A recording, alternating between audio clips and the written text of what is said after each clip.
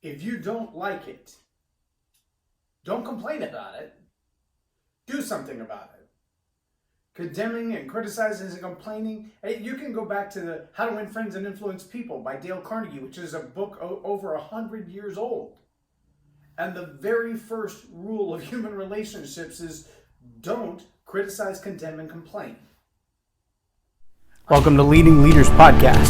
5-minute videos, 5 days a week. I'm J Loren Norris with Leading Leaders Podcast.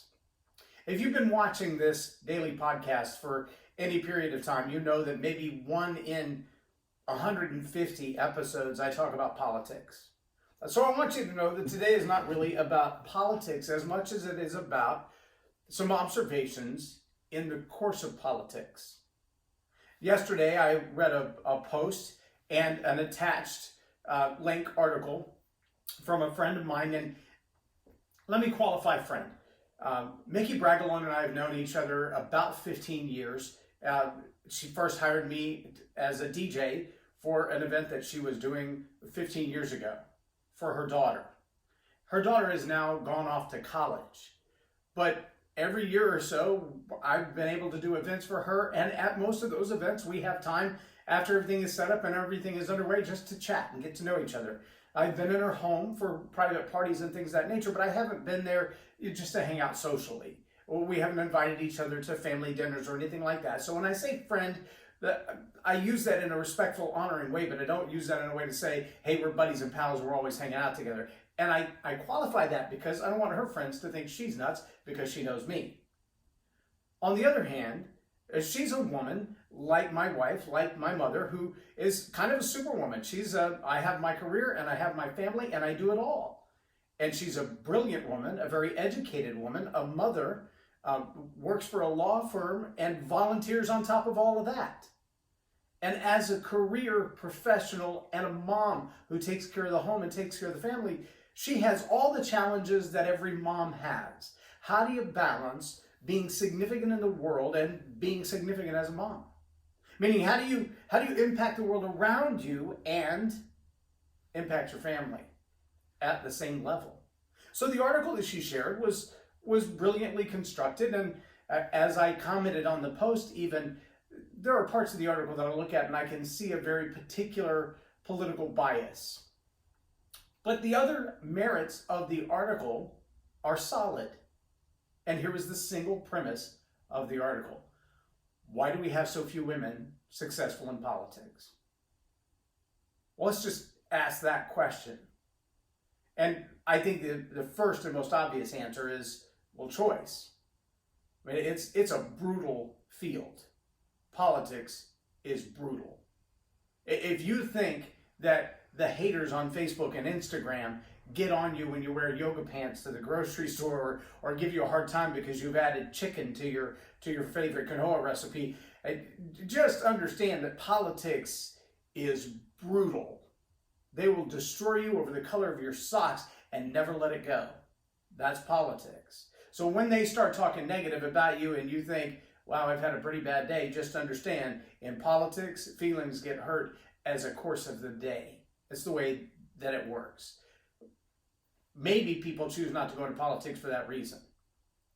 But would it make sense to have more female leaders in politics? I think so. In Texas, we have female senators, we have had female governors, we have female mayors, we have female deputy and actual county sheriffs, we have female police chiefs. So women in leadership is not a problem. It's not a problem for me. It's not a bad idea. I have no thing against it. But when the idea comes forward that we don't allow women to rise in politics, then I have to ask the question, is there something systemically that prevents women from rising, or is it really a choice? And one of the things that I noticed is, for an example, there were some election results that came out Tuesday night, Super Tuesday. And some of the, what you would call down ballots, the not state level representation or even congressional representation, but the local county races and things of that nature. There were some interesting observations to me, and that was that on one particular ballot that I saw, There was an election that was won. It was a primary. I can't remember if it was a Democratic primary or Republican primary. But in the race, what you saw was that so-and-so has 81% and so-and-so has 19%. I'm like, wow, that's an enormous swing for that one person and not the other person. Is it the male versus the female? Is it ideological because they're both in the same political affiliation? They're both in the same party. They're both in the same county. They have the same demographics. So what is it that separates them? But then I got to look one level deeper, and here's what I noticed. In a race for this particular office, state representative, I'm not even going to say which one. Go back and look at Super Tuesday's results on, I think we were watching Channel 8, WFAA. And you'll see 81-19. And the total voting base for that area was less than 5,000 votes. Okay, let me just raise my hand for a second and say, if you want to measure things statistically, that's a statistical sample. That's kind of how that works. But 5,000 votes means that even if you got 81%, you barely got 3,500 votes. That's not significant. More people than that walk through Chick-fil-A in a day. More people than that walk through Starbucks or McDonald's in a single day. There are a whole lot of people on Facebook. Billions of people on Facebook. Hundreds of millions of American citizens on Facebook who have something to say about the current president or the current governor or those running for president in the next cycle. And yet the voting numbers show that while they may have a lot to say, they're loudmouth about their opinions, but they're too lazy to get out there and do something about it. They haven't run for office. They haven't campaigned for somebody who they believe could make a difference. They haven't even bothered to get out of their desk chair or off their couch, put down the Cheetos, and go put their name on a ballot and say, here's my opinion. They only want to do it when it's easy and it's lazy through social media. They want to complain around the coffee shop or complain around the water cooler. Look, I don't care if your issue is pro-life or abortion. I don't care if you support the wall or you don't support the wall. I don't care if you support giving $45 an hour as a minimum wage to people who don't even want to work. I don't care. But I am a firm believer that if you didn't vote, it's none of your business. And if you want it to be your business, vote. Get up, get out of your chair, put on the Cheetos, and vote.